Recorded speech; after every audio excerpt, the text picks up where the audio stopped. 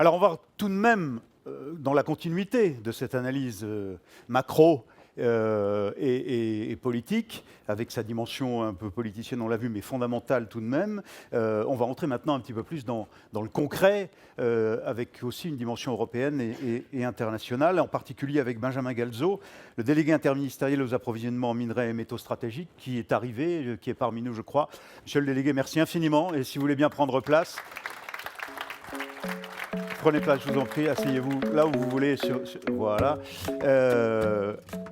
Je vous remercie encore au nom de la FIPEC pour votre présence ici et les risques politiques que vous prenez en venant. Non, je plaisante, dans la suite des analyses de Nicolas Bétou, on vient de le voir. Je voudrais vous demander de faire un triomphe déjà, s'il vous plaît, parce que c'est votre porte-parole. Elle vous soutient, à Christelle Ferrari, s'il vous plaît, la présidente du directoire du groupe Encre du Buis.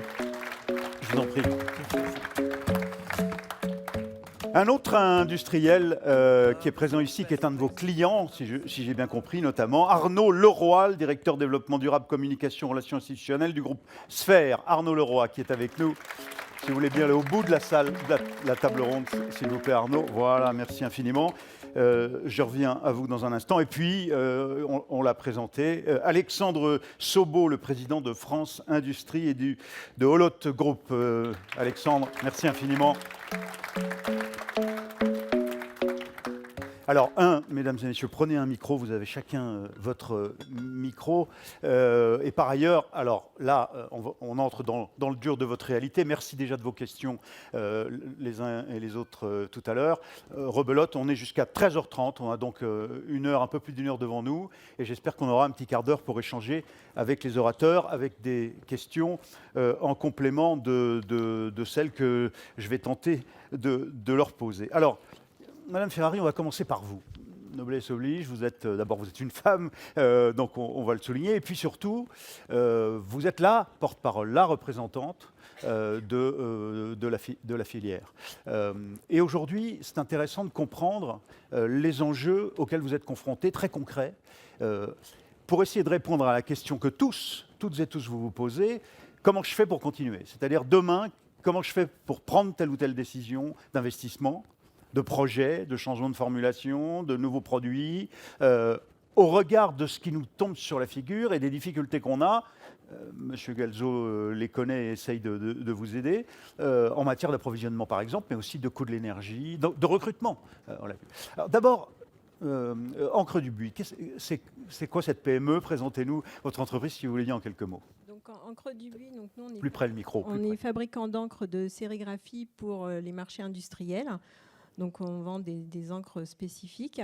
On a une dimension internationale puisqu'on est implanté en Chine, aux États-Unis, et puis on a quelques filiales en Europe.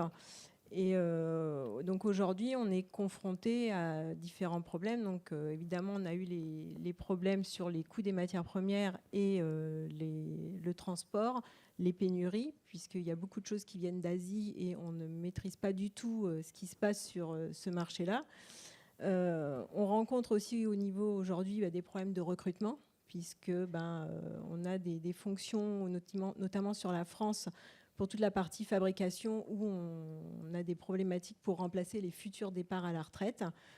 On a une réglementation qui s'intensifie, donc on est obligé de renforcer nos équipes, avec la problématique de trouver aussi des profils compétents et surtout dans la PME polyvalent, puisqu'on n'a pas un temps à occuper une personne sur un sujet. Donc, il faut que la personne accepte de traiter plusieurs sujets.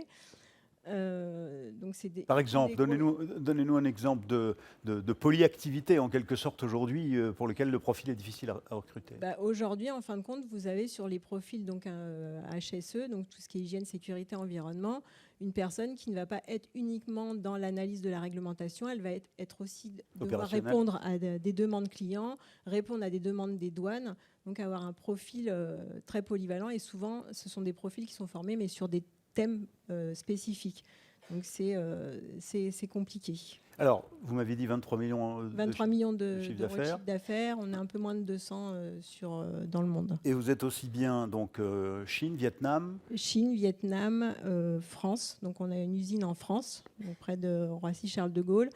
En Chine, on est implanté à Shanghai et au Vietnam à Ho Chi Minh. Mais vous y êtes pour vendre, vous y êtes pour produire? Produire localement et arroser les marchés de proximité. On ne fabrique pas en Chine pour ensuite importer en France. D'accord. Vos produits, vous me disiez sérigraphie industrielle, vous m'avez fait rêver avec l'encre sur un pare-brise. Enfin, expliquez-nous le type de produit que vous faites, extrêmement pointu. Donc on est sur, enfin le plus parlant, c'est sur toute l'encre qui va aller sur ce qu'on appelle les écrans tactiles, donc sur les smartphones, les iPads. On est sur ces dimensions-là. On est aussi sur les capteurs dans les voitures pour les sièges chauffants. On va être sur tout ce qui est des encres de décor.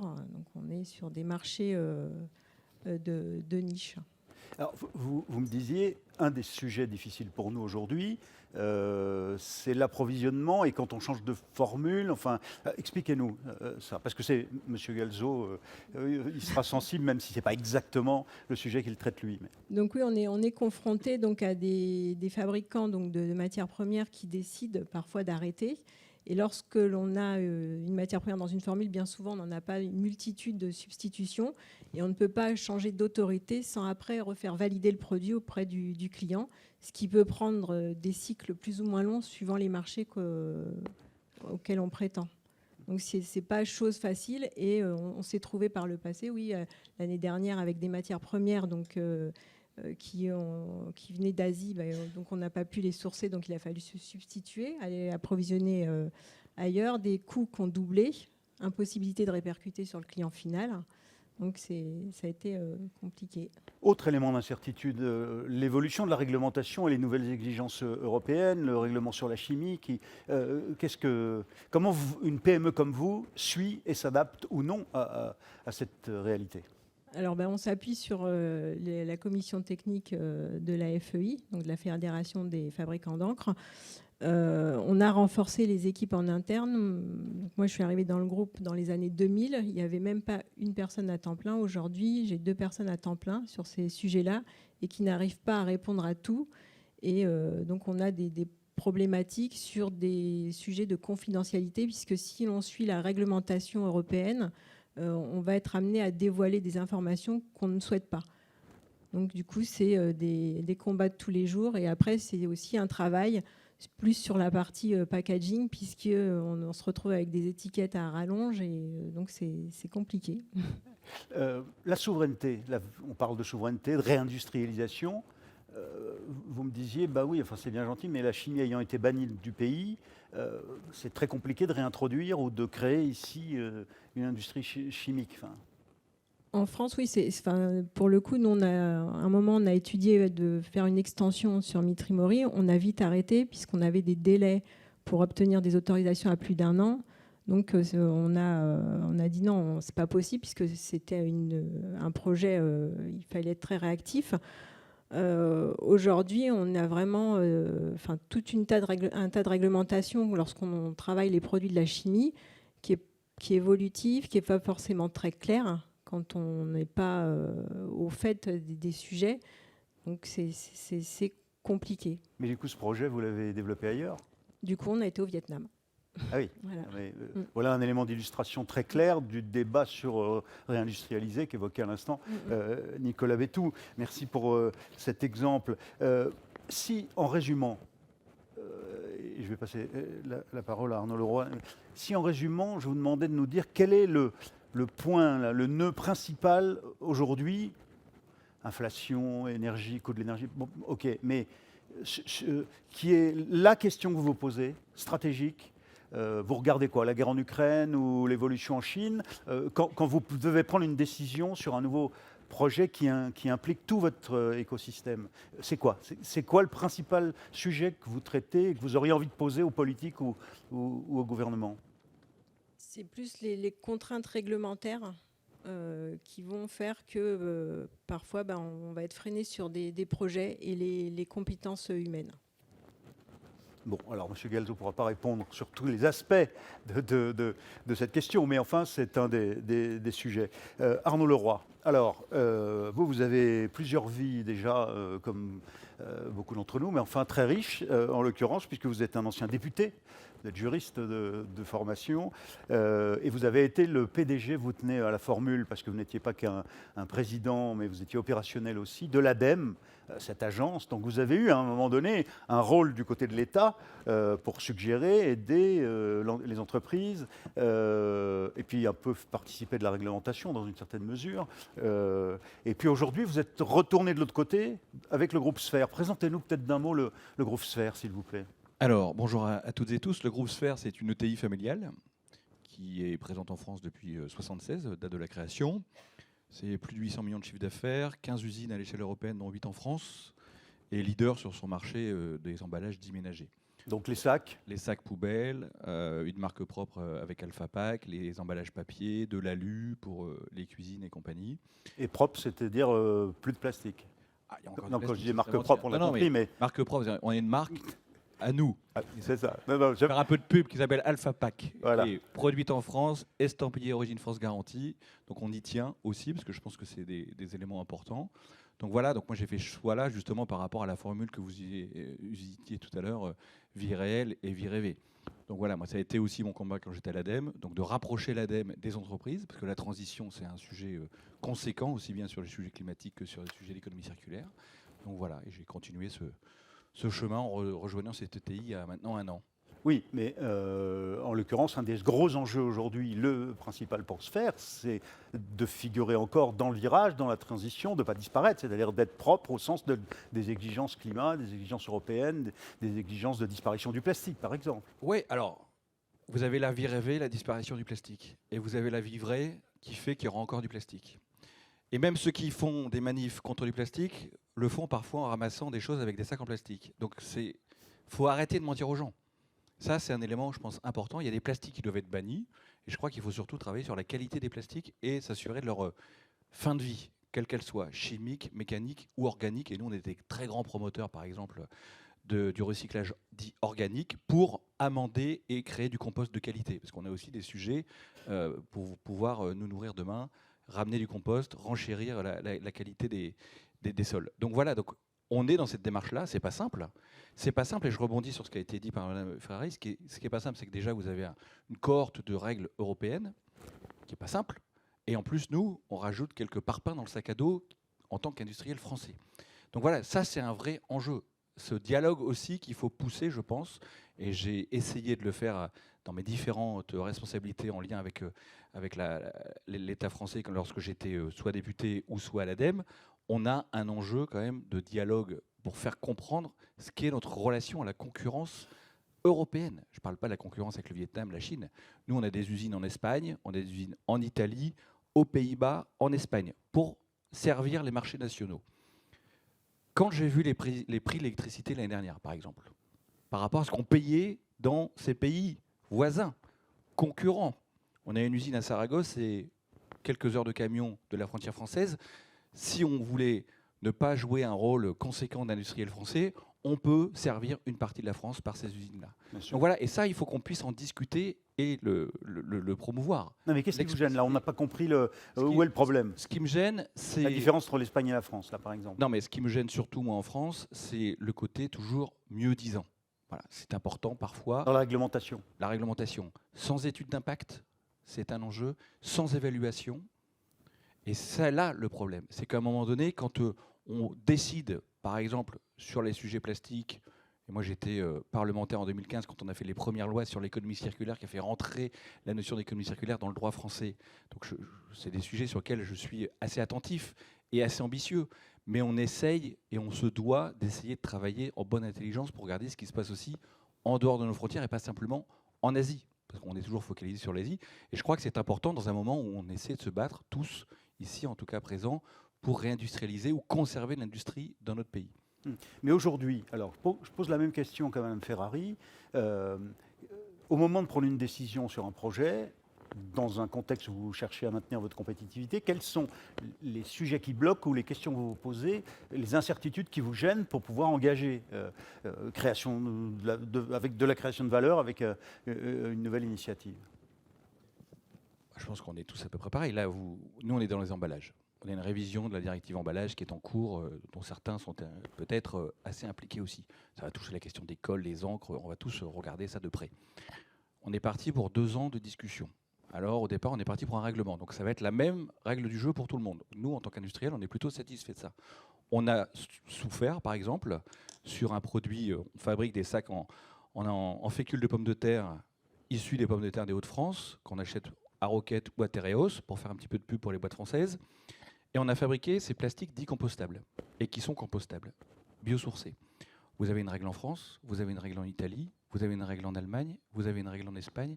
Voilà, donc ça, c'est très compliqué pour accéder et faire vivre ces marchés. Donc voilà un petit peu nous, ce qui nous interroge, ce qui parfois nous empêche aussi. La question de recrutement, on en parle. Nous, on a une extension d'usine dans la vallée, la Plastique Vallée, vous savez, tout près de Yona, tout ça. On recherche 30 opérateurs plastiques. On discute avec des concurrents et néanmoins collègues, genre le groupe Barbier. Et on voit qu'on a un mal fou à trouver des gens, les garder, pouvoir les former.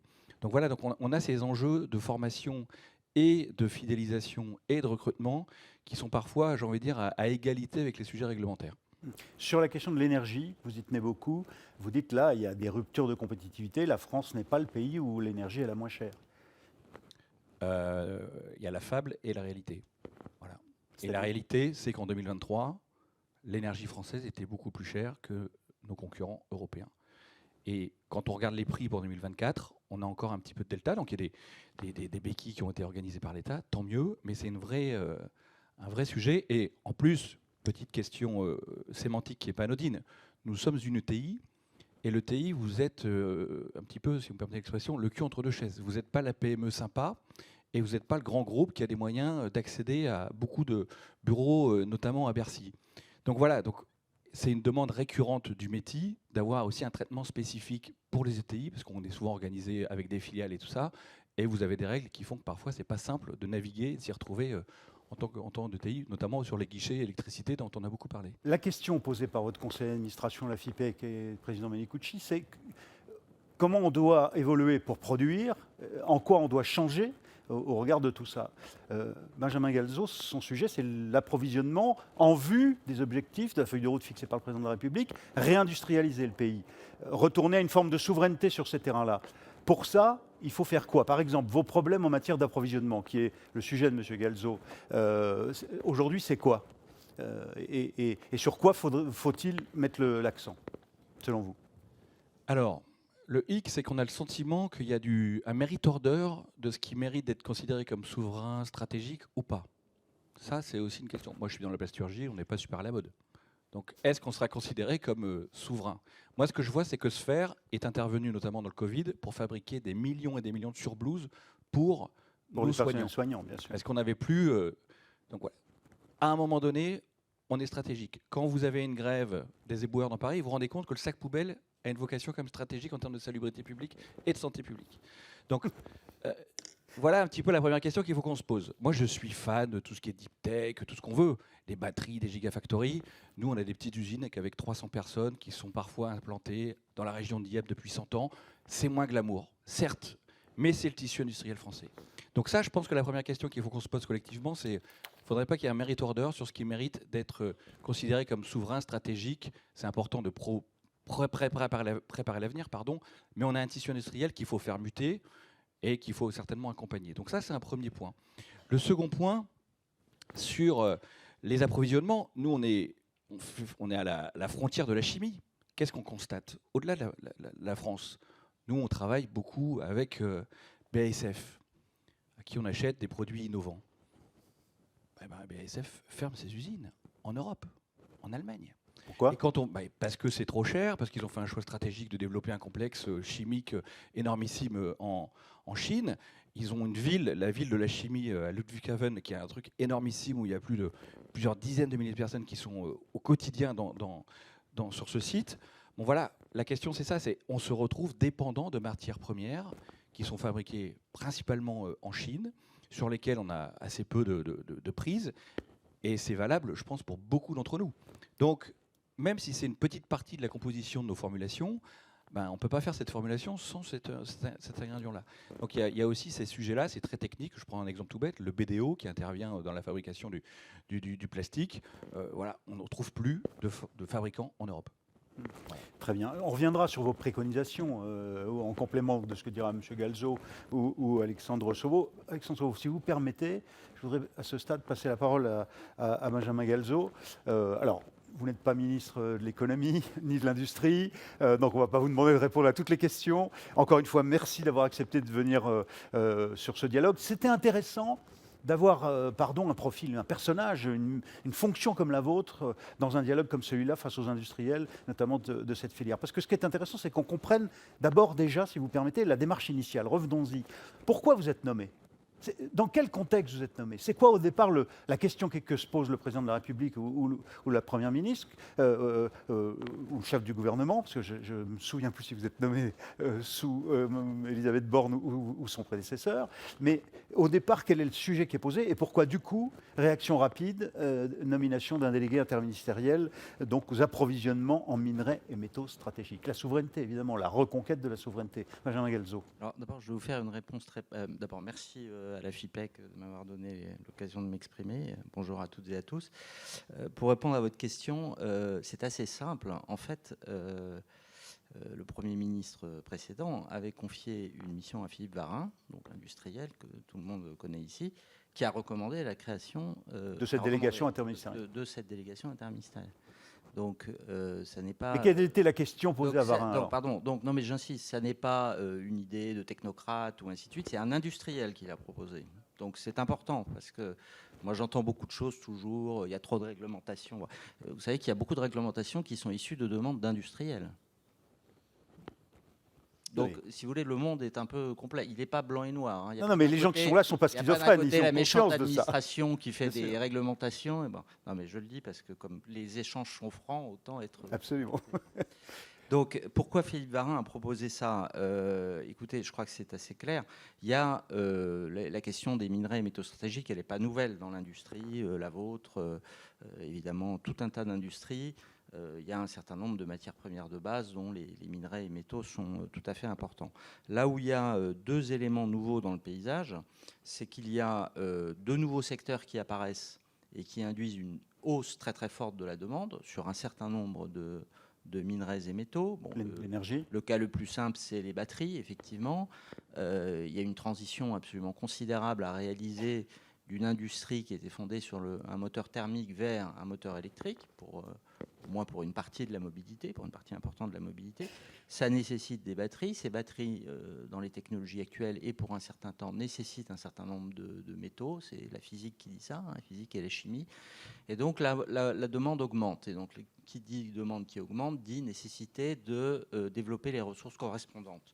Donc, c'est vrai pour des métaux comme le lithium, comme le nickel, comme le cobalt, comme également le cas pour le graphite. Donc il y a une augmentation de la demande et il faut y faire face. Ce n'est pas un problème purement franco-français, ce n'est pas un problème européen, c'est un problème mondial.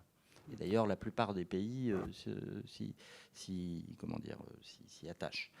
Et ça, c'est le premier élément. Le deuxième élément, c'est que il ne vous a pas échappé que le contexte des relations internationales, le contexte géopolitique, le contexte des multicrises que l'on a vécues ont quand même, non pas mis en évidence, parce que les uns et les autres le savaient, mais accentué l'incertitude et la menace. L'incertitude et surtout rupture. Mis en lumière la vulnérabilité de nos chaînes de valeur.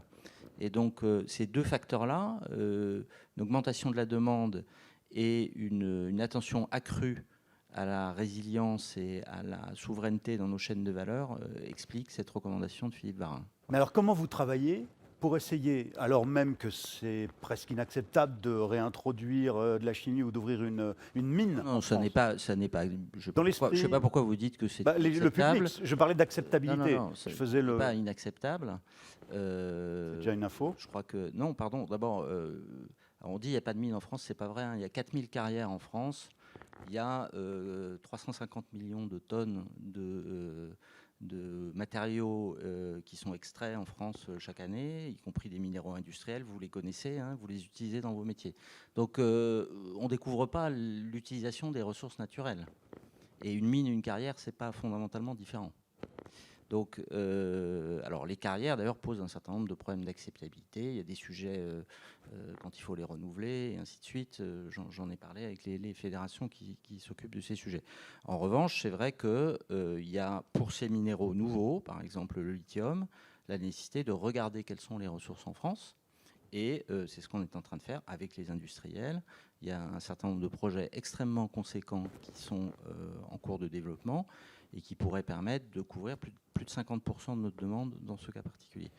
Et c'est pareil pour les usines, y compris les usines chimiques.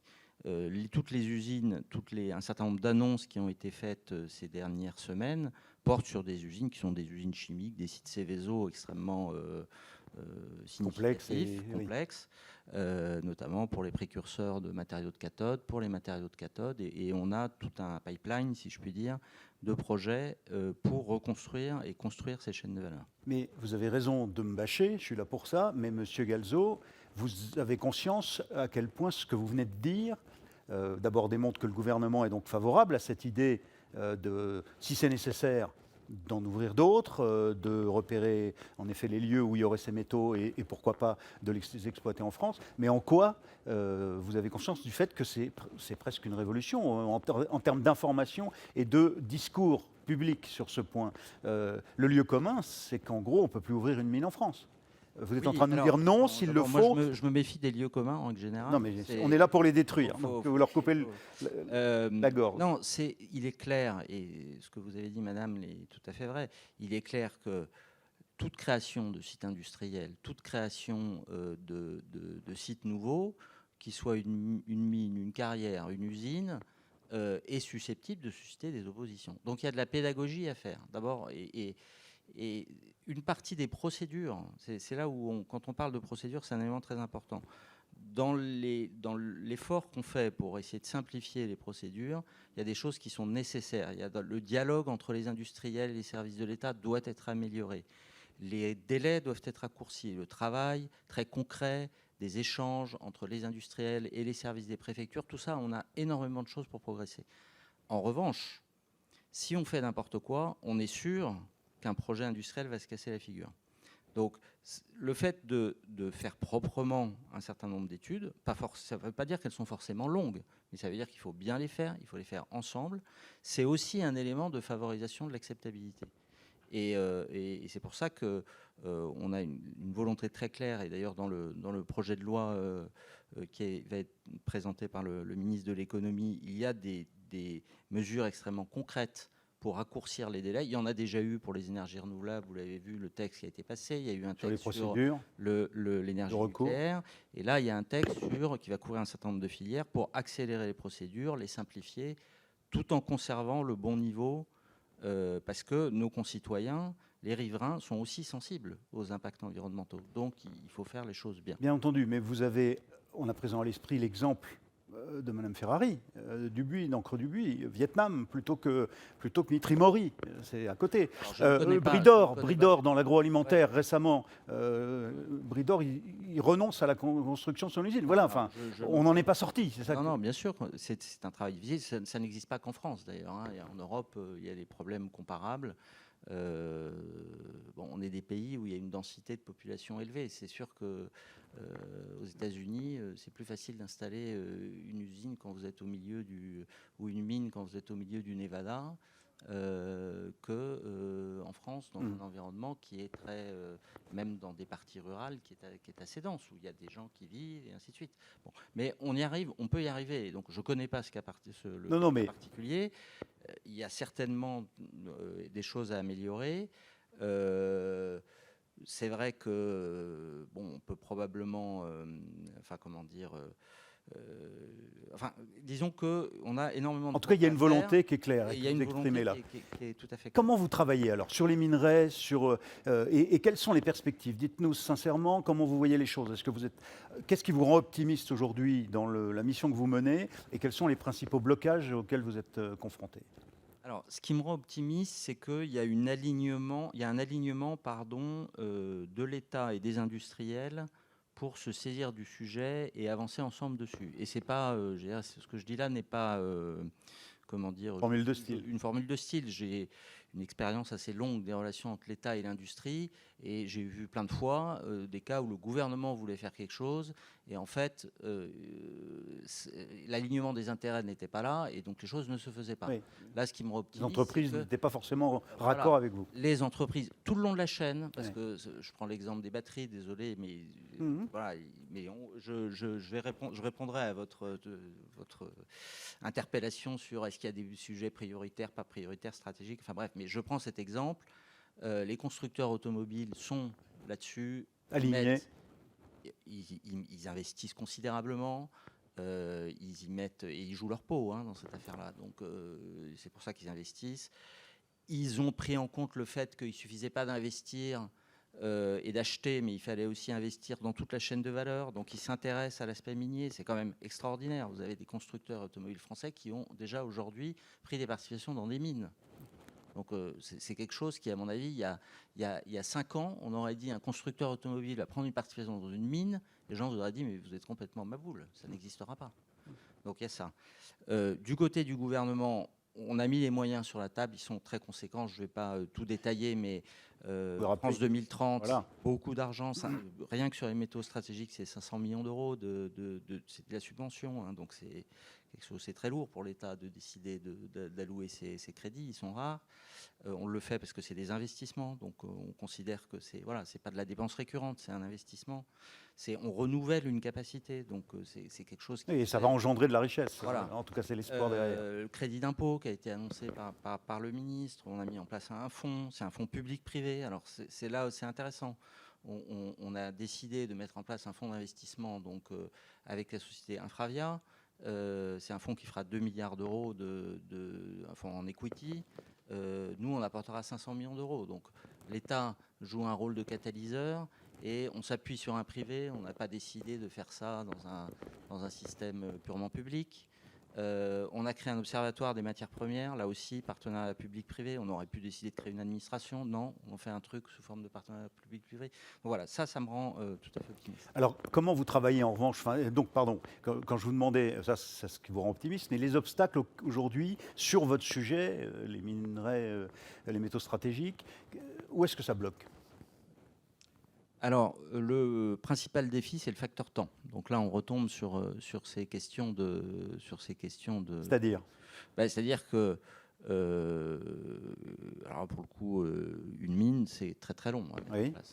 Même indépendamment de la réglementation, parce que vous n'allez pas, un industriel ne va pas investir tant qu'il n'a pas fait des études de préfaisabilité, puis de développement de son procédé, puis de s'assurer que le projet est financièrement bouclé.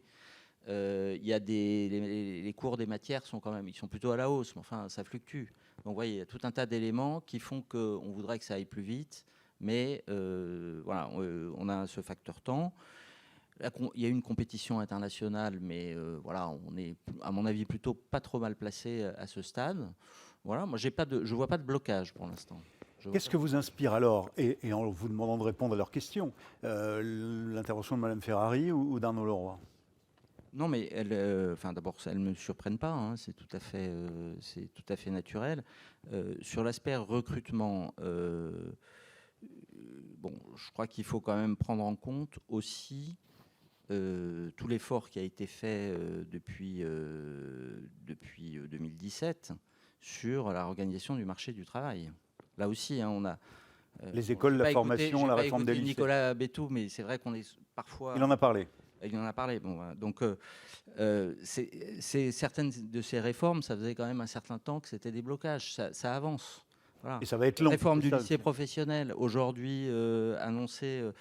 Alors, c'est quand même des socles, je pense, dans les politiques publiques qui sont très forts et qui produisent des effets concrets. Alors, évidemment, il y a un paradoxe, c'est quand on réforme le marché du travail, puis il y a des facteurs démographiques aussi, apparaît plus de tension sur le marché de l'emploi et de l'emploi qualifié. Donc on a encore du boulot à faire, mais Enfin, mesurons le chemin parcouru. Oui, la réforme des lycées Il y a professionnels, les il y a encore CFA, 5 ans, on disait la la France est l'apprentissage. foutue, on n'arrivera jamais à résoudre le problème du chômage. Je ne dis pas qu'il est résolu, mais on avance quand même. Bien sûr. Voilà. Non, mais... Donc ça, c'est pour les compétences. La hiérarchie des priorités sur la souveraineté. Alors, la hiérarchie des d'abord, souverains. Vous voyez, vous m'avez invité, moi je suis venu, vos industries sont, je veux dire, pas forcément, quand on parle métaux stratégiques et ainsi de suite, on ne pense pas forcément peinture, adhésif, colle, et ainsi de suite. Donc je suis venu aussi pour ça, pour dire que enfin moi en tout cas, j'ai une vision qui est une vision large. Alors c'est des minerais et métaux, je fais pas tous les approvisionnements, en particulier pas les produits issus de la pétrochimie qui sont très importants pour vous, mais on peut en parler aussi. Mais donc ça c'est la première réponse, c'est moi je regarde tous les, je ne considère pas qu'il y a de petits dossiers, il y a que des. Voilà. Il Après, n'y a pas de petite souveraineté, c'est-à-dire dans la. Non, il n'y a pas de petite souveraineté. Et vous avez tout à fait raison de dire que en cas de crise, des fois, les choses dont on manque sont les choses les plus basiques. Et la crise du Covid l'a montré. C'était quand même des choses extrêmement simples. Après, ce qui est très complexe, enfin, quand vous parliez de blocage, ce qui est très complexe, là, faut pas se mentir, c'est que il y a une exigence, enfin, il y a un souhait de tout le monde de relocaliser, de renforcer les chaînes de valeur. Je n'ai pas évoqué les questions de sécurité d'approvisionnement sur le volet des stocks. Il est absolument nécessaire que dans toutes les chaînes industrielles, on reconstitue un minimum de stocks. Ouais, un des grands messages du gouvernement en ce moment, voilà, c'est stocker non, pas stocker vos matières premières. Par plaisir, mais disons attention, c'est-à-dire connaissez bien vos chaînes de valeur. Ce qui n'est pas toujours le cas des fois. Donc, et là, on est là aussi avec les équipes d'Alexandre pour faire tout ce travail en filière pour bien connaître ces chaînes de valeur, parce que c'est complexe. Constituer des stocks, tout ça, c'est un coût. Et donc là, c'est vrai que le principal défi pour les industriels, c'est un peu ce ciseau entre, d'une part, cette exigence qui est partagée de relocaliser, et puis la concurrence internationale. Et ça pose la question aussi des normes, c'est-à-dire que et c'est un débat qui monte, c'est un débat que la France porte beaucoup au niveau européen. Et des règlements. C'est qu'à chaque fois qu'on fait une norme au niveau européen, il faut le miroir, c'est-à-dire qu'il faut que ça s'applique aussi aux produits importés. C'est un point fondamental. On va y arriver, et vous y croyez, oui, dans la mesure où on ne peut pas contrôler Oui, ça progresse, c'est un combat. Voilà, on y passe pas mal de temps à Bruxelles, parce qu'il y a des visions différentes de ce que sont les règles, mais au moins sur ce point-là, c'est un point extrêmement important. Avant de passer la parole à Alexandre Sauveau, vous me permettrez, réaction de Christophe Ferrari, d'Arnaud Leroy, en complément de ce que vient de dire M. Galzo. Quelle est la question que vous auriez envie de lui poser, au fond? Au niveau des règlements, oui, il y a un règlement européen, mais on est confronté à des fois des applications différenciées selon les pays européens, ce qui complexifie les choses. Après, en termes d'amélioration sur, on va dire, la compréhension entre ce qui est enseigné et ce qu'ont besoin les entreprises, je crois qu'on a encore beaucoup de chemin à faire. Dans la réforme du lycée, il y a la réforme des programmes. Sachant qu'on a aujourd'hui, le bac professionnel d'aujourd'hui ne correspond pas au bac professionnel d'il y a une vingtaine d'années.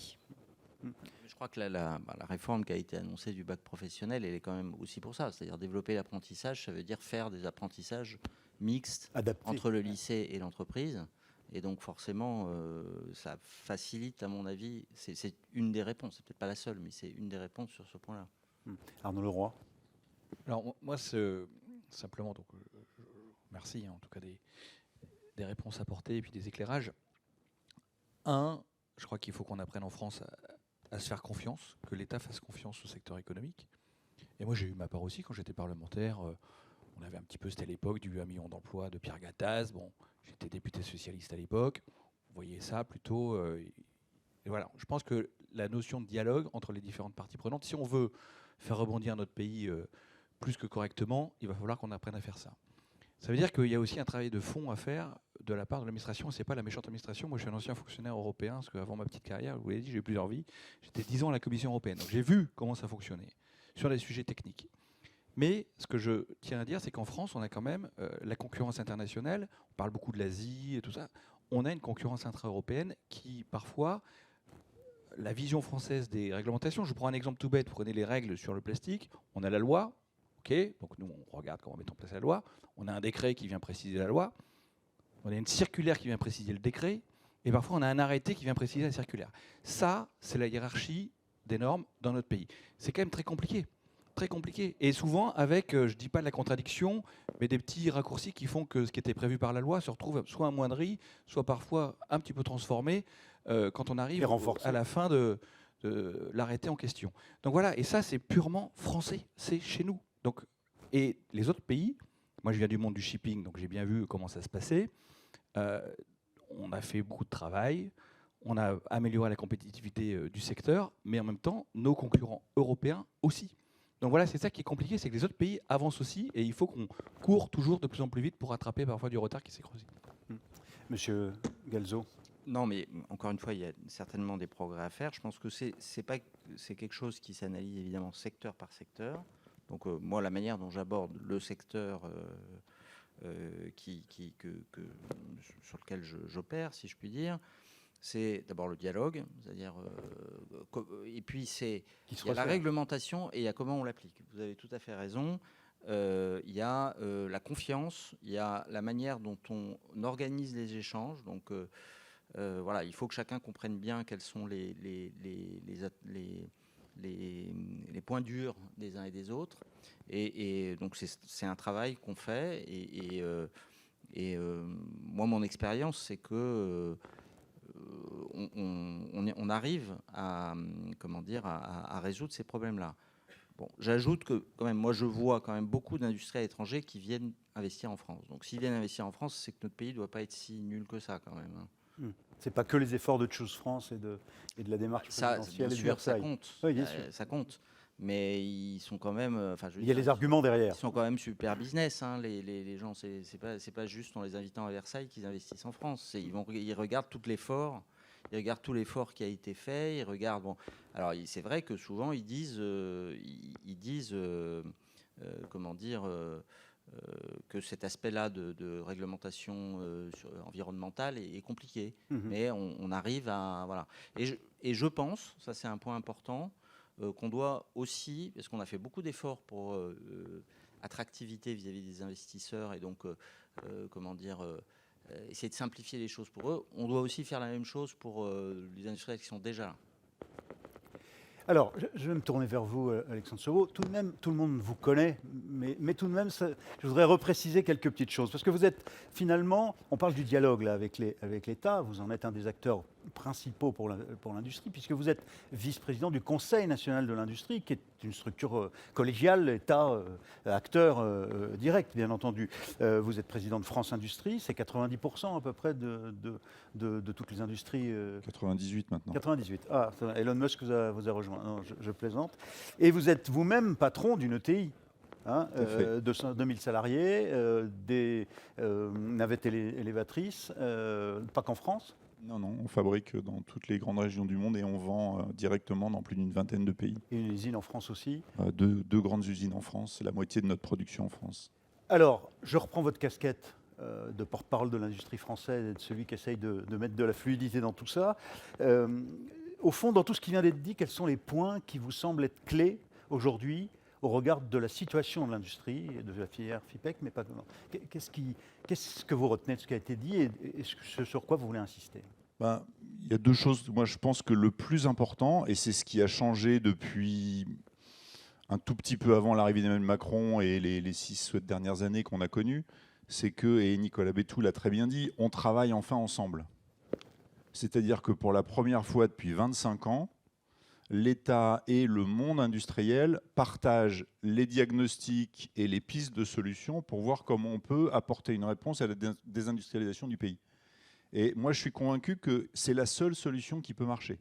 En tout cas, dans un pays comme la France, dont le côté libéralisme n'est sans doute pas la première caractéristique, pour rester dans le politiquement correct, cher Nicolas.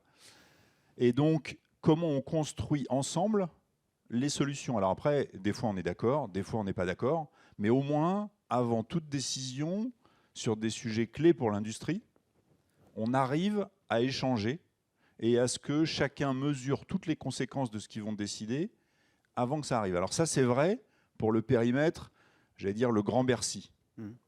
Et le combat qu'on doit mener, c'est que ce soit vrai ailleurs. Parce que ça a été dit, on parle de Aux réglementation. différents échelons évoqués à l'instant. Oui, et puis les autres ministères. Ouais, quand on n'est pas reçu pendant 5 ans par le ministère de la Transition écologique qui produit de la réglementation des obligations dans tous les sens, bah, c'est clair que ce qui sort de là est un exercice difficile. Quand le président de la commission écologie de l'Assemblée nationale doit se battre pendant 3 semaines avec tous ses membres pour se dire on peut recevoir un industriel, on peut recevoir même le président de France Industrie avant d'examiner un texte, ça montre bien qu'on a encore un peu de chemin à parcourir. Ouais. Quand on prend même sous un gouvernement, et ça a été très bien reconnu qu'il y a une orientation pro-business, quand on prend une bonne partie de la loi AGEC, climat résilience et autres joyeusetés qu'on a vécues, la dimension faisabilité, vie réelle, comme le disait Nicolas, on sent qu'elle est assez loin dans la décision. Or, et c'est pour moi le plus important, on n'y arrivera pas sans ça. C'est-à-dire que non seulement il y a une dichotomie vie réelle, vie rêvée, mais quand on regarde de près, la vie rêvée de ceux qui pensent qu'elle est rêvée, c'est juste un cauchemar. Ouais, c'est ça en plus. Et c'est ça le pire. C'est-à-dire que si au moins la vie rêvée était extraordinaire, mais quand on gratte sur tous les sujets, 90% de cette vie rêvée, en fait, c'est un cauchemar. C'est un cauchemar parce qu'on ne sait pas le mettre en œuvre, c'est un cauchemar parce qu'on n'a pas les moyens de le mettre en œuvre, ou c'est un cauchemar parce qu'on ne dépense pas l'argent à l'endroit où il est le plus efficace. Et on sait que dans un grand environnement de transition écologique, l'argent, quoi qu'on en dise, est une ressource rare. Donc il faut la mettre au bon endroit. Bon. Et qui est-ce qui sait quel est le bon endroit? En tout cas, dans le monde industriel, c'est nous. Bon, très bien, mais alors, prenons 2 points. On va en prendre un troisième si vous voulez, mais on parle de souveraineté, réindustrialisation. Très bien. La condition pour vous, quand on parle de souveraineté, c'est quoi? C'est quoi votre définition du retour à une forme de souveraineté pour l'industrie en France, de réindustrialisation? Moi, j'aime beaucoup, c'est Louis Gallois qui m'a donné la définition. Il m'a dit, la souveraineté, c'est pas l'autarcie. L'autarcie, c'est faire tout seul chez soi.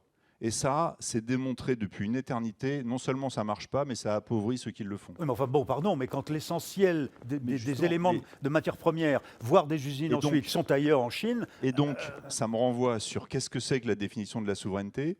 C'est être dépendant de l'autre autant qu'il est dépendant de vous. Pour l'instant, on est... Non. Ah non, mais voilà. Le sujet, c'est pas d'arrêter d'être dépendant de l'autre. C'est de faire chez nous suffisamment de choses, suffisamment bien, pour qu'à aucun moment, l'autre ait envie, quand vous êtes dépendant, de couper. Les flux. Ouais. Prenons un exemple. On a eu une crise des semi-conducteurs, dont l'essentiel était produit à Taïwan. Mettez-vous à la place des Taïwanais. Ils ont 3 grands clients. L'Amérique, la Chine, l'Europe. L'Amérique les protège. Ils les servent en premier. Les Chinois les menacent, ils les servent en second. Les Européens leur achètent, quand ils ont le temps, des pièces le moins cher possible. On est servi en 3e. Ouais. Ou quand on peut. Voilà, quand on peut. Puisque quand il y a pénurie, quand vous êtes 3e, c'est des situations que beaucoup d'industries... Donc ça veut dire quoi en termes de choix stratégiques? Justement, ça veut dire, et c'est tout le travail qui a été fait ces dernières années, qui n'a évidemment pas encore produit tous ces résultats, mais... Pour tous ceux qui ne l'ont pas fait, je vous recommande la lecture du rapport Potier sur justement les domaines dans lesquels un extraordinaire travail a été fait par des gens qui connaissent l'industrie, avec l'industrie et les compétences, pour dire, compte tenu de ce qu'on sait faire bien, de tous nos points forts et de ce qu'on voit le monde évoluer, voilà les 14 domaines où on pense que la France peut jouer un rôle clé. C'est pour ça que je dis, ce n'est pas l'autarcie. Si on veut tout faire, on n'y arrivera pas. Et donc, la bonne nouvelle... parce que c'est ça qui est le plus important, c'est quand vous regardez, peu de temps après ce rapport, le président lance France 2030, il n'a pas repris les 14 priorités, mais toutes les priorités industrielles de France 2030 sont inspirées par ce rapport. Donc on va dire qu'on a réussi, mais on a une chance d'y arriver, puisqu'on est parti des bons domaines, des domaines dans lesquels on pense qu'on a une chance de réussir, et qu'ensuite on se dit on travaille ensemble, où est-ce que ça marche, de quel type de soutien on a besoin, de quel accompagnement financier, de quelle évolution réglementaire. Bon, mais alors... Mais ça va prendre 20 ans. Donc vous voulez inventer une vie rêvée paradisiaque, pas cauchemardesque, mais la vie réelle, c'est l'attractivité par exemple. Non, on n'est pas attractif. Moi je pense que ce qu'il faut, c'est que la vie réelle soit le plus paradisiaque possible. Bon, mais là, très bien, mais pour répondre à cette exigence, ok, les 14 secteurs, il faut être attractif. Or, aujourd'hui, il y a un problème d'attractivité. Mais il reste un problème d'attractivité, mais regardons d'où on vient. Ça a été aussi très bien dit par Nicolas, même si ça n'a aucune valeur politique. On a le taux de chômage le plus bas depuis 40 ans. On a créé depuis 6 ans 1,7 million d'emplois. Arrêtez-vous une seconde et imaginez l'état de notre pays avec 1,7 million d'emplois au moins et 1,7 million de chômeurs en plus. On aurait déjà été dégradé, on n'aurait pas pu financer tout ce qu'on a financé, on serait au fond du trou. Et ça a une énorme valeur. Et pourquoi ça s'est produit? Ça a été évoqué par Benjamin. Parce qu'au début, entre la fin du quinquennat Hollande, les premières mesures de politique de l'offre, et tout ce qui a été fait au début du quinquennat Macron, on a changé l'environnement. Je vais le dire très simplement, avec les modifications des règles sur le droit du travail, plus l'amélioration de l'activité, on est passé de la peur d'embaucher à la peur de licencier. Pourquoi est-ce qu'aujourd'hui l'emploi se maintient? Parce qu'il y a 10 ans ou 15 ans, un entrepreneur responsable, dont la première responsabilité c'est la pérennité de son entreprise, quand il voyait des difficultés arriver et qu'il avait une fenêtre de tir, il disait « si j'ajuste pas mon effectif maintenant, je pourrais sans doute pas le faire dans 2 ans et je serai dans les ennuis ». Aujourd'hui, il se dit « c'est dur de recruter, j'ai besoin de compétences, si j'ai besoin de l'ajuster, je pourrais toujours le faire un peu plus tard ». Donc ce qu'il faisait en premier quand une fenêtre de tir se produisait, il le fait en dernier quand il ne peut pas faire autrement. Bah ça change tout. Ça change tout dans le rapport au travail, ça change tout dans le taux d'emploi et ça change aussi tout dans notre capacité à saisir des opportunités.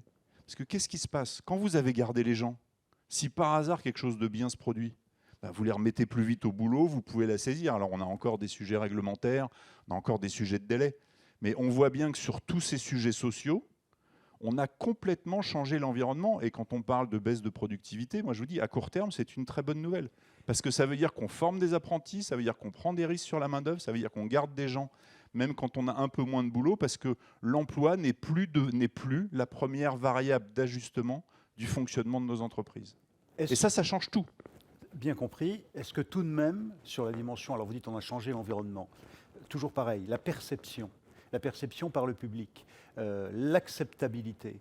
Vous dites, si on veut être souverain davantage et réindustrialisé, il faut assumer les conséquences de ces choix. Aujourd'hui, ça reste mauvais dans l'esprit du public, une usine, ou en tout cas c'est présenté comme tel. Non. En fait, ce qu'on observe, nous, c'est que partout où il reste de l'industrie, l'acceptabilité est bonne. Partout où il y a un vrai travail avec le territoire d'accueil, avec la région, avec l'environnement, ça se passe bien. Et quand vous regardez les sujets où ça se passe pas bien, d'abord, certes, et je suis traumatisé entre madame qui part au Vietnam et Bridor qui ne peut pas se faire, le président de France Industrie, il est forcément désespéré quand on lui raconte des histoires de ce type. Mais nous, ce qu'on observe, c'est que c'est de moins en moins souvent. Alors, ça fait toujours mal quand ça arrive, mais regardez, les batteries, on arrive à les faire, il y a plein de choses qui bougent. Regardez tout ce qui s'est passé à Toulouse autour de l'aéronautique, à Bordeaux. L'opinion est en train de changer à cet égard.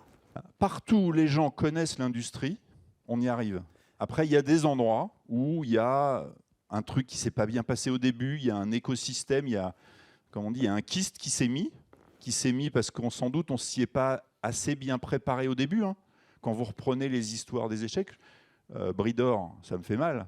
Et je pense que tous les industriels qui ont vu cette histoire, ça fait mal, mais c'est une histoire qui a commencé il y a quasiment 8 ans. Ouais, c'est ça. Mais donc l'histoire a commencé bien avant que la bien avant que la réindustrialisation soit redevenue, grâce à l'engagement politique, au travail de France Industrie et de tous les adhérents directs et indirects qui sont dans la salle, soit redevenue une priorité. Donc à mon avis, il y a un kyste qui s'est mis dans le mauvais sens au début de l'histoire. Et c'est vrai que ce genre de choses, c'est pas facile à extraire. Je voudrais que vous allez voir à quoi je fais référence. Vous avez une formule qui m'a bien plu. Vous m'aviez dit, il y a un argument à propos de ce qui est sale ou de ce qu'on peut servir même aux écolos. C'est-à-dire, dites-nous, je ne sais pas si vous voyez, quand on a discuté pour préparer, vous m'avez dit... Non, j'ai fait trop de choses. Non, mais si, même ce qui apparaît comme sale... propre. Oui, chez nous, c'est propre. Bien sûr. Mais là, on est au cœur de la problématique. Galzo était d'accord, visiblement. Bien sûr. Ah non, mais... Vous l'aviez compris aussi. Vous n'avez pas participé au film. Je n'ai pas rebondi assez vite. Je vais m'être levé un peu trop tôt ce matin, monsieur Guerrier, pardon. C'est clair que quand on regarde ce qui se fait en France, la meilleure façon de protéger la planète et de décarboner l'économie, c'est de faire plus de choses en France. Oui. Et le choses industrielles, usines. Voilà, le plus est totalement indépendant du fait qu'on pourrait mettre une étiquette verte ou pas. D'ailleurs, un de nos combats dans le projet de loi Industrie verte qui arrive, c'est de dire il faut sortir de la tête des gens, il faut aider l'industrie verte. il faut aider l'industrie à se verdir. Ouais. Toute l'industrie. Toute l'industrie. Il n'y a pas de bonne et de mauvaise. Il n'y a pas des priorités. C'est un truc diabolique. Alors là, c'est un gros combat avec l'Europe et on n'y arrive pas. L'Europe regarde des technologies, il regarde des bouts de trucs. Il faut regarder des chaînes de valeur. Celui qui prétend que parce qu'il a vu le bout de la chaîne et qui pense que c'est important, qui dit c'est ça que je vais aider, il va découvrir quand il regarde les conditions pour que ça marche qu'il y a au milieu plein de trucs dont il aurait dit que c'était pas important. Et donc, il faut aider tout le monde. En fait, ce qu'il faut aider, c'est le projet dont on considère qu'il fait du sens.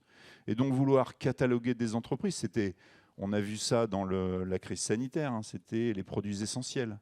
C'est demander au supermarché de fermer des rayons, en disant, alors ça, c'est, oui, le savon, ça l'est, mais la crème de beauté, ça l'est pas. Enfin, on a vu des trucs lunaires, mais ça a bien montré l'absurdité.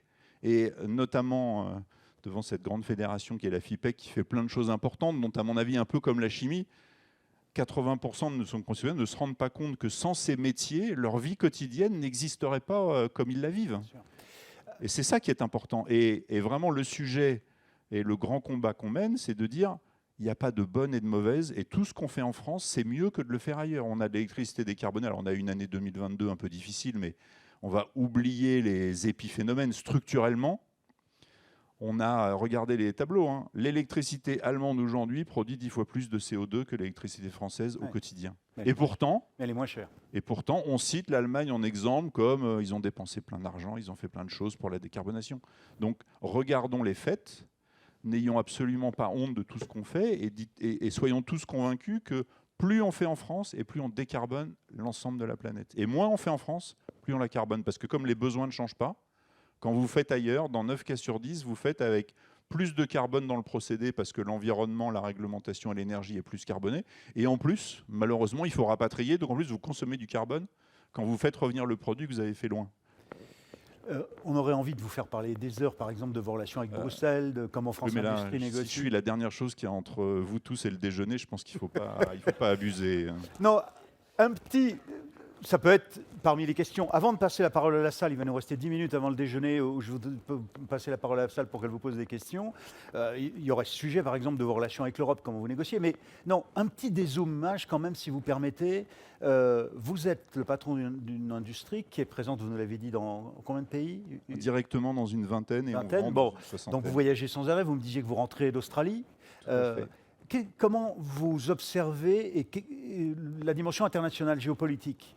La guerre en Ukraine, la problématique chinoise, plus encore peut-être que ça d'ailleurs. Qu'est-ce que vous suivez de près pour France Industrie? Vous vous dites là, danger, là. Aujourd'hui, ce qu'on voit, alors pour moi, ce n'est pas une surprise parce que voyageant dans le monde entier et voyant microéconomiquement le comportement, pour le faire simple, des Américains et des Chinois, ils ont toujours eu une logique de domination dont nous, seuls Européens, étions soi-disant pas conscients. Ça existait, ça a été totalement exacerbé par les crises qu'on a connues depuis 3 ans. Il faut voir un certain nombre de choses qui se sont passées pendant la crise sanitaire. Les Américains voulaient nous rationner un certain nombre de produits pour faire les vaccins. Et vous savez comment on a pu les faire changer d'avis? Quand on a découvert que, justement, dans la chaîne de valeur, une partie de ce qui leur servait à faire ces produits était fait que chez nous. Ouais. On a dit, donc, si vous ne renvoyez pas le truc, on ne vous donne plus la matière première. Et le truc s'est arrangé. Donc, ça ramène à ce que vous disiez tout à l'heure. Donc, ça ramène à ce que vous disiez tout à l'heure. Il faut qu'ils dépendent de nous autant qu'on dépend d'eux. On a, aux Pays-Bas, la seule usine qui s'est fabriquée des machines pour graver de façon très fine les microprocesseurs et les puces. Donc, si on veut exercer cette souveraineté, on a des moyens de le faire. En tout cas, aujourd'hui, c'est clair, on est dans une guerre économique, avec des instruments de puissance. Pourquoi ça ne s'est pas trop vu dans la période récente? Parce que l'Europe, assise sur son grand marché, considérait que ça suffisait à assurer sa prospérité. Les Américains, assurant notre sécurité et considérant que les Chinois étaient très en retard et des sous-traitants, considéraient que leur statut de leader mondial, de première puissance mondiale et de leader incontesté n'était pas challengé. Et donc finalement, chacun bougeait dans son périmètre, dans un environnement qui restait tendu, mais où ça ne se voyait pas trop. Puis les évolutions politiques et économiques en Chine, la Chine qui revendique de redevenir ou de devenir et d'être reconnue pour ce qu'elle est, la première puissance du monde, à ce qu'elle a été jusqu'au milieu du XVIIIe siècle, je crois, en plus. Donc ça crée de la tension. Et dans ce schéma de tension entre l'Amérique et la Chine, la question c'est est-ce que l'Europe se voit comme un grand marché réceptacle de tout ou elle se voit comme une puissance? Et alors? Aujourd'hui, elle ne se voit pas assez comme une puissance. Elle a commencé à prendre conscience que le monde a changé, on l'a vu sur un certain nombre de décisions, ça ne va pas du tout assez vite. Et puis, il faut le reconnaître, l'Europe a une énorme difficulté. L'Europe, ce n'est pas un pays. Ce n'est pas une nation. Ce n'est pas une nation. Et donc, on a par exemple des débats sur les Chinois, hein, le Buy Chinese Act, ils ne l'ont pas appelé comme ça, mais il existe et il fonctionne tous les jours. Le Buy American Act, il existe, il fonctionne tous les jours, ils en ont remis un coup avec l'IRA. Et nous, en Europe, on n'arrive pas à faire de Buy European Act. Pourquoi? Pas parce qu'on ne veut pas, mais parce que le Polonais, il est d'accord pour un Buy Polish Act. Mais le Polonais, il n'est pas d'accord pour acheter plus cher en France un truc qui peut avoir moins cher en Chine. Alors que l'Américain, quand on est un pays... Et la solution, c'est quoi alors du coup? La solution, c'est de porter ce message en essayant de faire comprendre aux gens que dans la grande bataille du monde, la Pologne ne s'en sortira pas toute seule. Et qu'à un moment donné, alors ça va prendre 1 an, 2 ans, 5 ans, le constat objectif que j'ai aujourd'hui, c'est qu'il n'y a pas de maturité pour un Buy European Act, mais il ne faudrait pas que parce qu'on n'y arrive pas, ce que je vois arriver dans certains morceaux de la loi industrie verte ou d'autres choses, c'est qu'on se dise on va faire autrement. Et le autrement, il va in fine non pas protéger l'industrie européenne, mais pénaliser des bouts de l'industrie européenne qui ne pourront pas remplir les critères. On nous dit, pour soumissionner, il faut respecter, il faut publier et faire un BGS sur les émissions carbone. Qu'est-ce qui ne va pas le faire en France? C'est nos PME. Donc si on en met une condition, on ne va pas exclure les Chinois, on va exclure les PME. Tout ça parce qu'on n'assume pas politiquement de faire un Buy European Act. Donc nous, on est très vigilants à ce que l'Europe comprenne, qu'il faut qu'elle s'exerce comme une puissance, et que pour s'exercer comme une puissance, il faut qu'elle ait un autre attribut de puissance que produire de la réglementation. Parce que c'est malheureusement aujourd'hui le principal instrument d'exercice de pouvoir qu'elle a. Et dans le monde d'aujourd'hui, c'est plus le bon. Merci à tous les 4 déjà pour... Alors, qui veut interroger ou vous porter témoignage ou contradiction à ce qui a été évoqué? Alors, avec cet éclairage formidable, je vous avoue que je ne vous vois pas. Et je ne peux pas croire que... Je sais, il y a le déjeuner, mais tout de même, je vous en prie. Merci. Est-ce qu'il y aura d'autres questions dans la foulée? Je vous en prie. Franchement, les interventions ont été tellement claires et tellement précises que tout au long de vos interventions, je me disais, je ne vois vraiment pas quelles questions je vais pouvoir poser. Mais arrivé à la fin de votre intervention, je suis quand même... Ma conclusion, mon sentiment, c'est de voir qu'en fait, et c'est une phrase de monsieur il y a quelques instants qui disait « il faut savoir porter le message ». L'air de rien, on a cette situation française qui est toujours « on ne fait pas assez, on ne fait pas assez, on est nul, on est mauvais ». Mais en fait, à vous écouter, on s'aperçoit que toutes les problématiques sont clairement posées, qu'il y a quand même communication entre vous tous. Et les derniers propos de monsieur font ressortir qu'on n'est pas si mauvais que ça. Donc bien sûr qu'il y a beaucoup de choses qui restent à faire, beaucoup de choses qui doivent aller entre guillemets plus vite, mais comme disait monsieur tout à l'heure, le facteur temps est très important et on ne peut pas aller dans certains cas plus vite que la machine, mais je pense qu'il est important de pouvoir quand même montrer tout ce qui a été fait et de donner un côté un peu plus positif. Moi, quand je vois la fin de cette table ronde, je suis plus optimiste que ce que j'étais avant cette table ronde. Et c'est vrai que vous nous avez permis en relativement peu de temps de faire un tour d'horizon avec les différents acteurs, notamment Madame Ferrari, qui par rapport à nos industries a touché ou a pointé du doigt des choses terriblement vraies, dans notamment les évolutions de législation où on court derrière sans arrêt, on est obligé d'innover pour essayer de faire face à toutes ces réglementations qu'on nous impose, pour des raisons nobles, mais qu'on nous impose quand même. Mais quand même, la finalité, c'est l'air de dire on avance. Et qu'en France, notamment, par rapport à nos collègues européens, on n'est pas si mal que ça. Et moi, je trouve que quand même, au milieu de ça, c'est une bonne nouvelle.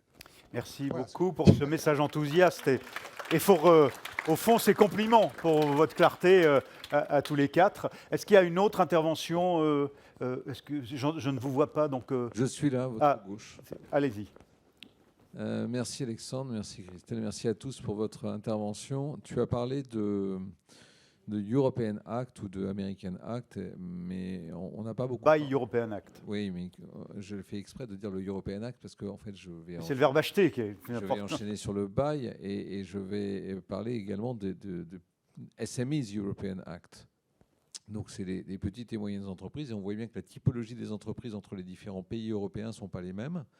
En France, on a une typologie avec beaucoup de PME, peu de TI et quelques grands groupes. En Italie, il y a plutôt une typologie qui est similaire à celle de la France. Et en Allemagne, c'est encore autre chose. Si tu penses que l'Europe doit avoir une puissance beaucoup plus importante par rapport aux différents continents dans le monde, est-ce qu'il ne faut pas revenir ou en tout cas imaginer, à défaut de l'avoir politiquement, une fédération d'entreprises, une fédération européenne en disant l'Allemagne est peut-être plus puissante dans tel domaine, dans son domaine-là, la France est plus puissante dans telle activité, etc., etc. On a plus l'impression qu'on se fait concurrence entre les pays pour essayer d'attirer les uns les autres, et je ne suis pas certain que se diviser pour régner va nous aider. Un lobbying commun d'entreprise à Bruxelles. Ouais, en fait, j'aimerais ça, parce que j'ai tenté de le faire à la FAICA, la Fédération européenne, en disant finalement, on doit défendre l'industrie, quand j'étais à la tête de ça, en disant achetons certains produits de manière commune, ou essayons d'avoir une vision commune pour l'industrie. Et parce que l'Europe nous empêche de discuter les uns avec les autres, de se mettre d'accord, on finit par se retrouver avec des problèmes anticoncurrentiels. Voilà, merci beaucoup. Pour que ce ne soit pas que la vie rêvée, ça. Une troisième ou dernière intervention éventuellement ? Quelqu'un ? Oui, non ? Je vous en prie. Présentez-vous d'un mot peut-être. Guillaume Frémaux, bonjour, je suis président du CIPEV et je suis fabricant de peinture accessoire. Donc le CIPEV pour que tout le monde... C'est le syndicat des fabricants de peinture. Voilà, merci beaucoup Monsieur Frémaux. Juste un petit commentaire sur la question de l'acceptabilité qui a été débattue au début de vos échanges. Ça me semble assez facile à régler en fait. La question de l'acceptabilité pour nos industries, je ne dis pas que moi je vais y arriver, je dis que ça me semble facile parce que ça me semble mal posé. En fait, on parle de l'acceptabilité par le grand public, mais quand on vous écoute, et je souscris parfaitement à ça, on se rend compte que dans les zones qui sont densément industrialisées, ça ne pose pas de problème.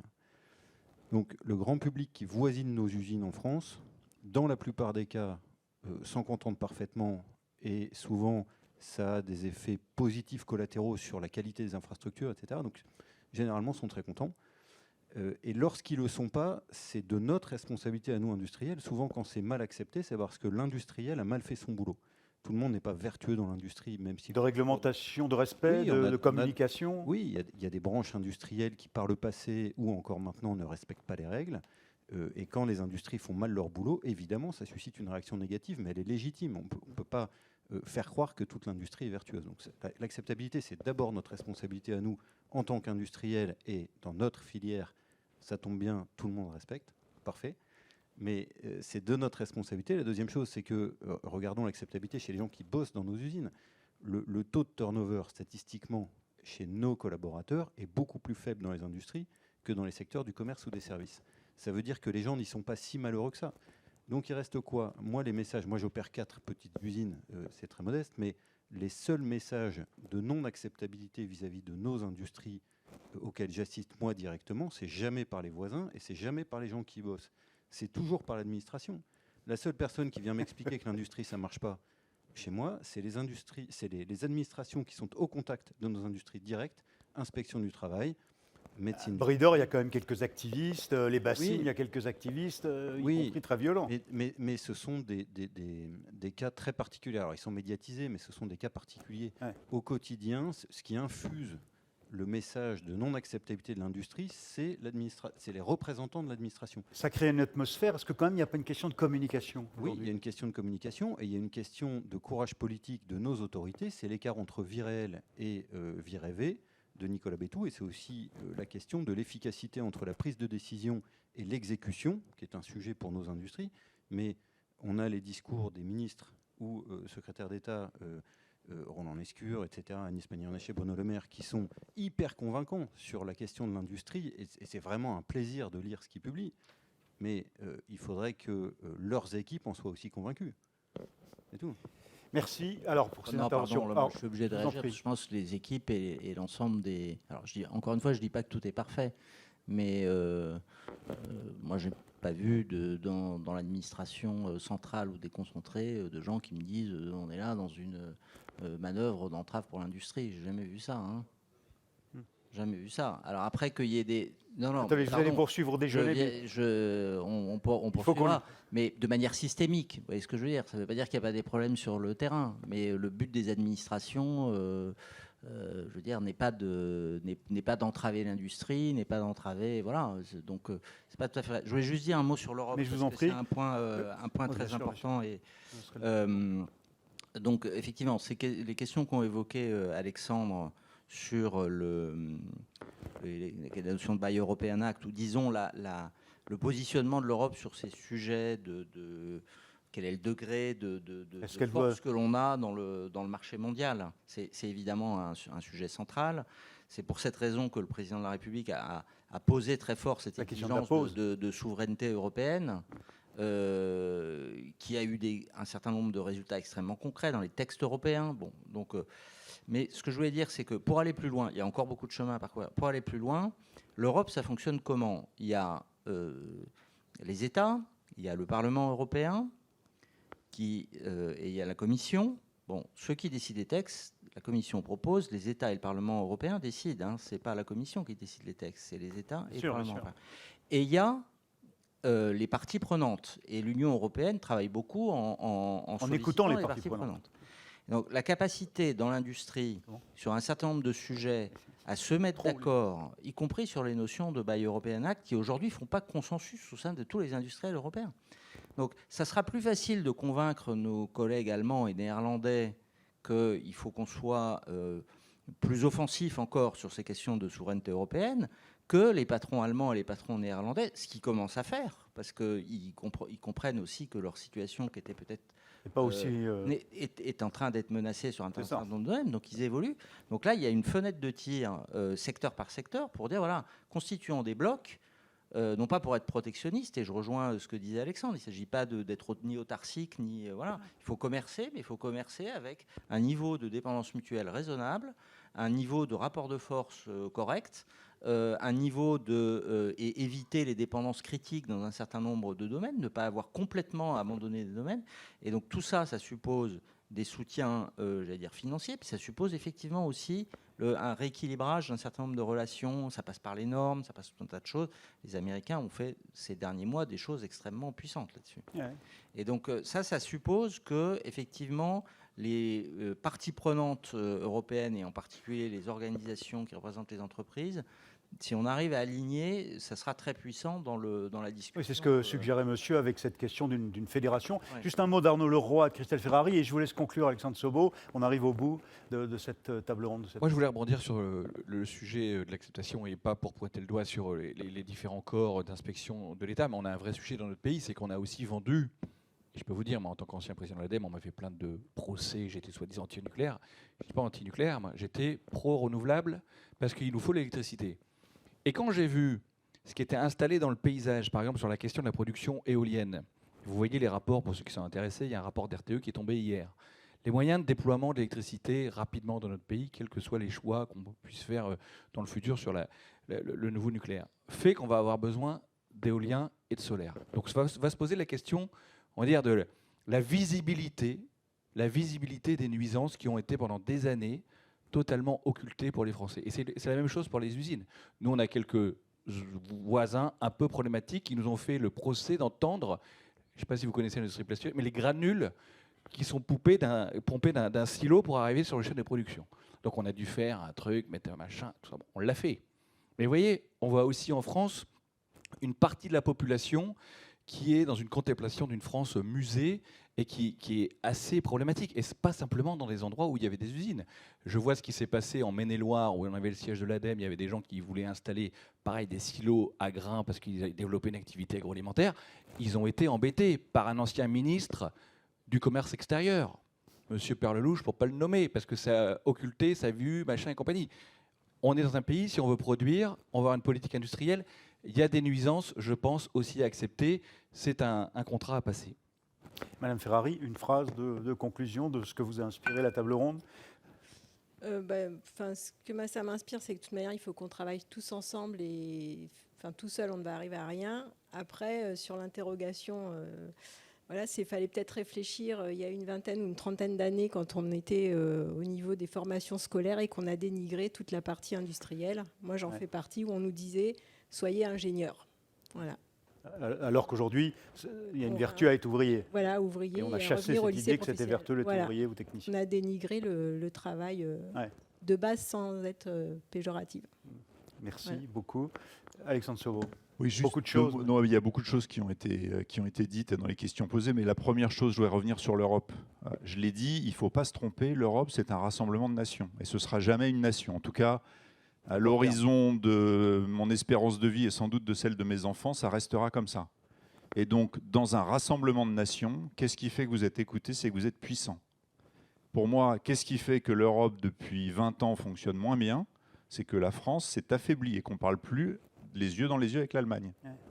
Et la meilleure façon de refaire fonctionner l'Europe, ce n'est pas d'imaginer qu'un jour nos voisins vont comprendre qu'on a un intérêt commun, c'est de se faire plus respecter. Et se faire plus respecter. Mais positivement, en créant de la richesse. En créant de la richesse, en arrêtant de se faire imposer des choses. Pour donner un exemple, parce que ça m'a rendu dingue, les Américains ont décidé de soutenir l'hydrogène décarboné. Qu'est-ce qu'ils ont fait? Ils ont dit, 1 kilo d'hydrogène, tant qu'il y a moins de tant de grammes de CO2 pour la produire, c'est décarboné. Est-ce que c'est fait avec de l'éolien, du solaire, du nucléaire, du gaz recyclé ou du biogaz? Ils s'en fichent complètement. Ils disent, si vous me démontrez qu'il y a tant de grammes de CO2 dans votre kilo d'hydrogène et pas plus, vous avez droit à la subvention. Et ils disent, ils ont calé le niveau de la subvention qui est assez intelligente par rapport à l'équation économique du moment. C'est-à-dire, c'est en gros l'écart de coût entre de l'hydrogène décarboné et de l'hydrogène carboné. Qu'est-ce qui se passe? Tous les gens se disent, si j'ai un peu d'énergie, j'ai un système simple et lisible et je le fais. L'Europe, elle fait quoi? Elle dit, moi, je veux faire de l'hydrogène décarboné. Et ça fait 5 ans qu'elle se dispute pour savoir si le nucléaire est décarboné. Et on est dans les 14 couleurs de l'hydrogène parce qu'il faut quand même faire des différences. C'est comme l'a très bien du noir, dit, du gris, du vert, du jaune. Je suis là pour faire de l'éolien. Non, on n'est pas là pour faire de l'éolien. On est là pour faire de l'énergie décarbonée. Et si aujourd'hui on a une urgence à faire de l'éolien, c'est certes parce qu'il y a eu des retards, mais c'est aussi parce qu'on a planté la filière nucléaire pendant 15 ans et qu'on n'a strictement rien fait pour un agenda politique fou. Je ne dis pas qu'il faut faire que du nucléaire. Moi, je pense que dans l'état du pays, il faut tout faire. Mais à un moment donné, il faut se poser les bonnes questions. Et si je voudrais rebondir sur la dernière phrase, je partage et je suis content que le sentiment de monsieur soit l'optimisme parce qu'il faut être optimiste. D'abord, si on ne l'est pas et si on ne se prend pas en main, il ne se passera rien. Deuxièmement, si on ne redresse pas l'industrie française, on ne redressera pas la France. C'est-à-dire que ce n'est pas qu'un combat pour l'industrie, c'est un combat pour le pays. Et on peut se raconter ce qu'on veut dans l'état du monde, dans l'état de la France. Si on ne redresse pas l'industrie française, alors certes, il faudra que le commerce extérieur suive et plein de choses, mais si on ne redresse pas l'industrie française, on est condamné. Et ce que je vois depuis 5 ans, c'est oui, ça ne va pas assez vite, oui, il y a trop de réglementation, il faut continuer à se battre. Pour tous les adhérents de France Industrie, je leur confirme que tant que je suis là, on va continuer à se battre avec une très grande énergie. De temps en temps, je fatigue un peu les équipes qui tirent la langue, mais on va continuer sur tous les sujets, sur toutes les balles, sans jamais internaliser la contrainte. Mais il faut être optimiste. On a des industriels formidables dans ce pays. On a enfin un gouvernement qui écoute. Et depuis 5 ans, on a quand même inversé la tendance. Les gens me disent, vous avez créé 20 000 emplois par an. C'est vrai que ce n'est pas énorme. Et on était quand même sur une trajectoire de moins 50 à moins 100. Donc quand vous faites la différence, vous savez tous faire des angles ou des courbes, vous voyez bien qu'on a changé les choses. Maintenant, il faut que ça continue pendant une dizaine d'années au minimum. Et on n'y arrivera que si on est tous mobilisés, qu'on se bat ensemble, qu'on reste optimiste parce qu'il y a raison d'être optimiste, et puis que chaque fois que le gouvernement, l'administration ou notre environnement ne fait pas bien, on lève le doigt, on dit que c'est pas bien, on le dit haut et fort, pour que le maximum de choses positives arrivent et le minimum de choses négatives arrivent, sans état d'âme, sans tabou, que ce soit le gouvernement, l'Europe ou ailleurs. Je veux croire, je vous en prie, je veux croire que les compliments et l'optimisme, mais que les compliments exprimés tout à l'heure par Philippe Minicucci étaient unanimes, et ceux de toute la salle. Formidable moment, grâce à vous 4, mesdames et messieurs.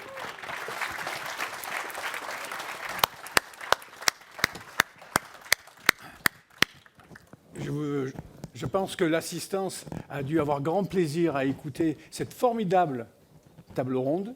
Merci pour les témoignages de Christelle et d'Arnaud, qui ont bien soulevé les contraintes et les inquiétudes qu'ils ont, très clairement, avec une expérience formidable. Merci à Benjamin, et après je parlais d'Alexandre, à Benjamin pour montrer qu'il y a une écoute, il y a de l'huile dans les rouages pour essayer d'améliorer les rapports industrie, gouvernants, etc. C'est incontestable. Et merci parce qu'il s'est battu pour dire, mais non, je suis dans une position entre les deux, mais croyez-moi, ça avance. Et je pense que vous avez été convaincu par Benjamin. Et puis ce monsieur, il n'est pas là pour rigoler. Je vous dis pas, il est formidable. Mais attention, il est patron d'une ETI. Donc il n'est pas juste France Industrie, je représente 28 fédérations et je porte la parole. Mais je vous dis qu'il la porte. Il n'est pas là pour rigoler, mais il le porte avec éclairage, avec conviction et avec quand même la volonté d'être écouté et d'être entendu à l'échelle française, vous pouvez le dire, et à l'échelle européenne. Donc je remercie Alexandre d'avoir montré quand même à la sortie un message rassurant, y compris les témoignages de tout le monde. On va avancer, il faut avoir confiance et vive l'industrie.